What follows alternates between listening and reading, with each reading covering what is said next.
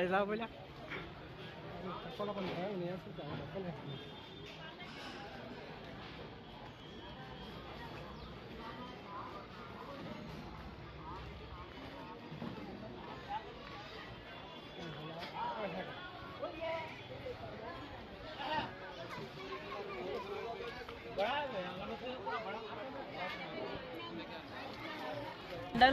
Inmul nerve అనే గ్రామంలో అయితే ఉంది. ఇక్కడ దర్గాలకి చాలా విశిష్టత అయితే ఉంది ఫ్రెండ్స్. అయితే సుమారు 15వ శతాబ్దం అనగా 700 సంవత్సరాల కిందట ఇక్కడ ముస్లిం మత పెద్దలు అయిన గౌస్ మొహినుద్దీన్, ఉరానుద్దీన్ అనే ఇద్దరు మత పెద్దలు దేశంలో సంచారం చేస్తూ ఇక్కడికి అయితే వచ్చారు. వాళ్ళు వచ్చిన సమయంలో ఇదంతా పెద్ద అడవి, అరణ్యం మొత్తం, అసలు ఇక్కడ ఎవరు కూడా రాకుండే. ఆ సమయంలో వాళ్ళిద్దరు ఇక్కడికి వచ్చి మర్రి చెట్టు కింద అయితే వాళ్ళిద్దరు జీవ సమాధులు అయినారు ఫ్రెండ్స్. ఇప్పటికి కూడా రాత్రి టైంలో ఇక్కడికి రావాలంటే చాలామంది కూడా భయపడతారు. రాత్రి టైంలో సుమారు 8 గంటలకైతే ఈ దర్గా మూసేస్తారు. వీళ్ళ నమ్మకం ఏంటంటే పెద్ద పులి వచ్చి దర్గాని దాని తోకతో అయితే శుభ్రం చేస్తుందని ఇక్కడ ఒక నమ్మకం అయితే ఉంది. దర్గా లోపలికి అయితే వెళ్దాం. మన వెనక ఉన్నది కూడా దర్గా, లోపలికి అయితే వెళ్దాం పదండి ఫ్రెండ్స్. ఇప్పుడు చూస్తున్నాం కదా, ఇదే జహాంగీర్ పీర్ దర్గా యొక్క ముఖ్య ద్వారం.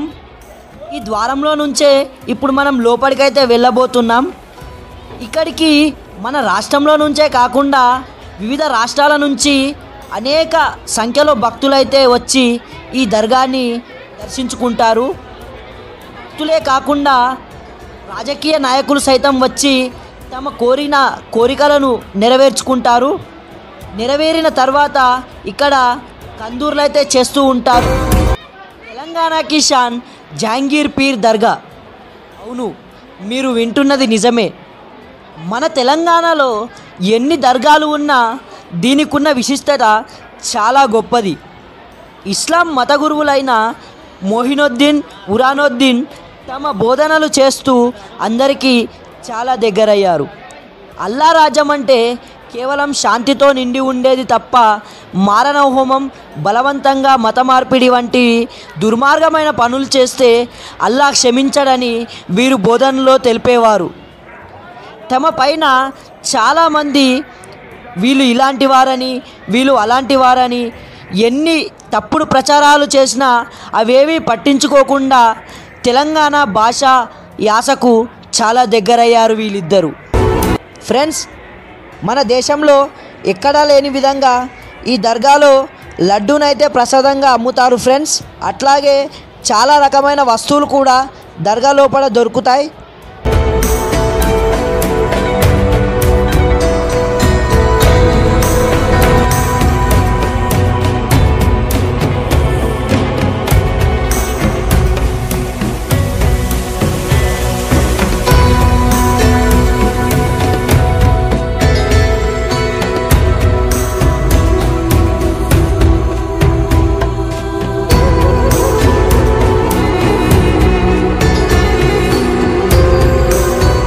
ఫ్రెండ్స్, మనకి ఇంకా మట్టితో తయారు చేసిన పాత్రలు, కుండలు, రకరకాలైన వస్తువులు ఇక్కడైతే చాలా తక్కువ ధరలో అయితే లభిస్తాయి.